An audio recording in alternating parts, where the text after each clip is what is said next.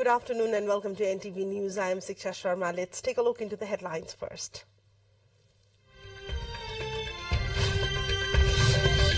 Now, Centre Standing Committee meeting continues. Chair Daha seeks party leaders' opinion on President and Vice President's election. 9 Palestinians killed during an Israeli military raid in the occupied West Bank. Toll said to be heaviest in years. Russia terms delivery of NATO battle tanks to Ukraine as evidence of growing US and European involvement in the war, as it will lead to military retaliation. The open final to next face Wimbledon champion Rabarkina.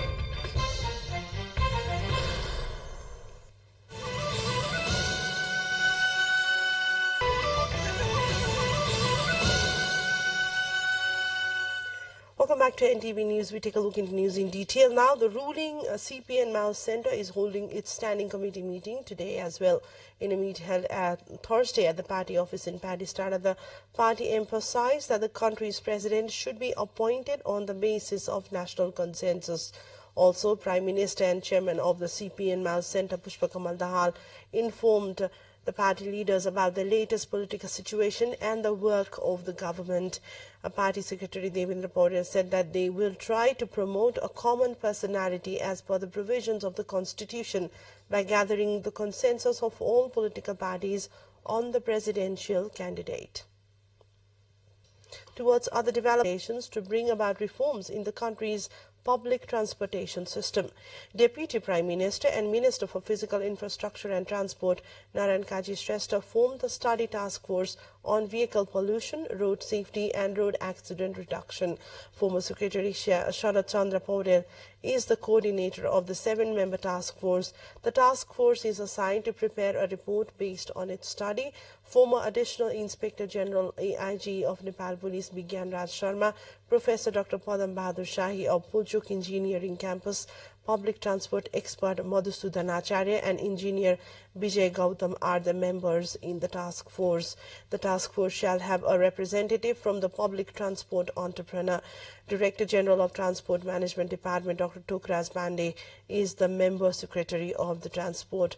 The ministry stated secretary on the citizenship related case to the dispute over the of the Deputy Prime Minister and Home Minister Rabi Lammichhane will continue today at the Supreme Court. Since the hearing could not be completed due to the lack of time, it was postponed and was kept under observation. The 5-member constitutional bench of the court will conduct hearing in the will continue its hearing on the case in order to decide the dispute about citizenship, relinquishment, acquisition and the process. Their hearing, the constitutional bench has taken the responsibility of hearing the case.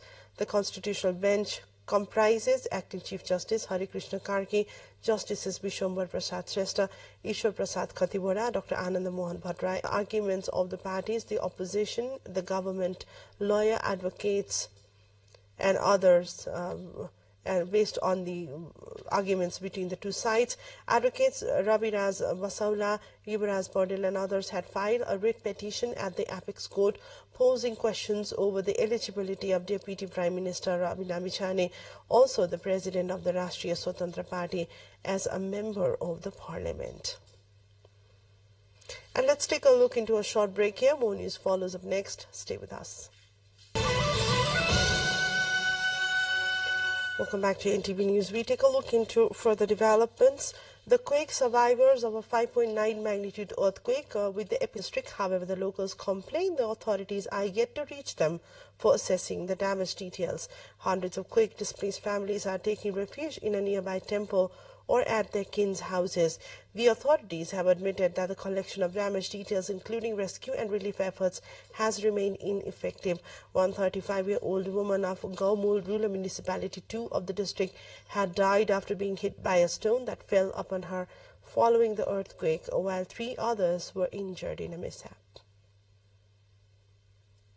The face of Deokhuri Valley has now changed and locals are more relieved after it was designated the permanent capital Lumbini Province on October 6, 2022. With the increased movement of people and hustle and bustle of government activities, the residents are hopeful that this will bring a lot of change to the area. After Lumbini provincial government started functioning from ntvithari, a new identity, locals before used to lament that they are left behind in case of development. But now time has started to change and business sector is flourishing there. The number of new leprosy patients in Baki and Bardea is increasing every year. According to the Dermatology Treatment Center of Shining Hospital Baki, operated by INF Nepal, 51 new leprosy patients have been diagnosed in the past 6 months. The Dermatology Treatment Center there is active in the field of treating leprosy patients. Hospital in charge Mangal Bahadur Tharu informed that 25 from the Baki and 12 from Bardea, 6 Indian nationals, 2 each from Dang and other districts of Sudar Pashchim Province, and 1 each from Jajarkot, Rukum, Rulpa and Kalikot have been found contracted with leprosy. Leprosy patients have been found. The senior medical officer of the hospital, Dr. Gaurang Pratik, informed that 50 to 60 patients visit to the OPD of the hospital daily with various skin problems, and 1 leper is diagnosed every 2 to 3 days. And let's take a look into yet another break. Stay with us for more developments. Welcome back to NTV News. Towards other developments, 9 Palestinians have been killed during an Israeli military raid in the occupied West Bank, the deadliest in years. The Palestinian officials say a woman aged 61 was reported among the dead in the flashpoint town of Zenin. The Israeli military said its troops went in to arrest Islamic seeker and later announced it had ended coordination with Israel on security matters. Russia says the delivery of NATO battle tanks to Ukraine is evidence of direct and growing US and European involvement in the war, with one analyst suggesting the supplying nations could become the potential targets. Kremlin spokesperson Dmitry Peskov's comments came after the United States and Germany on Wednesday said they would arm Ukraine with dozens of heavy tanks in the fight against Russian forces. Kyiv has been seeking hundreds of modern tanks to give its troops the firepower to break Russian defensive lines and reclaim occupied territory in Ukraine's south and the east. Ukraine and Russia have been relying primarily on Soviet-era T-72 tanks. Russia, which launched the war by invading Ukraine, with NATO. An asteroid the size of a box truck made one of the closest passes of planet Earth ever recorded. The smallest near-Earth asteroid, called the 2023 BU, zipped over the southern tip of South America, about 3,540 kilometers above the Earth's surface. This distance was well within the orbit of global satellites. There was no risk of the asteroid striking the Earth, according to NASA. If the space rock, which is estimated to be 11.5 to 28 feet across, had headed for Earth, it would have transformed into a fireball once it entered the atmosphere and disintegrated. Any remaining debris would have fallen to the ground as small meteorites, according to the space agency. A quick look into the highlights of what's coming up next.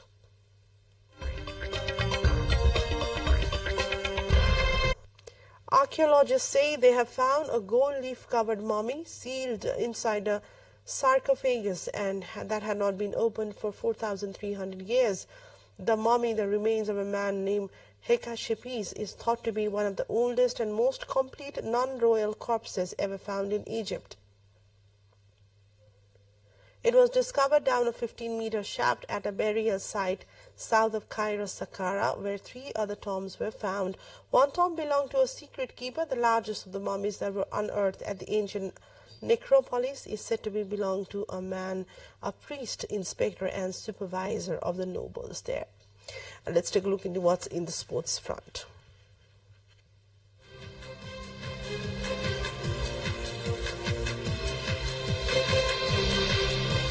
Another shot as a major title after reaching the Australian Open final, but she will meet Belarus. Real Madrid beat city rivals Atletico Madrid 3-1 after extra time to advance to the semi-finals of the Copa del Rey.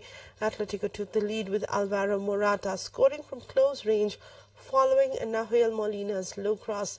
Real were 11 minutes from going out but equalized when Rodrigo beat 3 players and scored a wonderful goal. Atletico's Stefan Savic was sent off for 2 bookable offences before Karim Benzema put Real ahead in the 104th minute, with Vinicius Jr. adding a third. And this brings us to the end of the bulletin. To wrap up, a quick reminder of the top stories. News Chair Dahar seeks party leaders' opinion on President and Vice President's election. 9 Palestinians killed during an Israeli military raid in the occupied West Bank. Toll said to be heaviest in years. Russia terms delivery of NATO battle tanks to Ukraine as evidence of growing US and European involvement in the war. Adds it will lead to military retaliation. And 5th seed Sabalenka overcomes Brazilian Linette to secure her berth in the Australian Open final to next face Wimbledon champion Rybakina.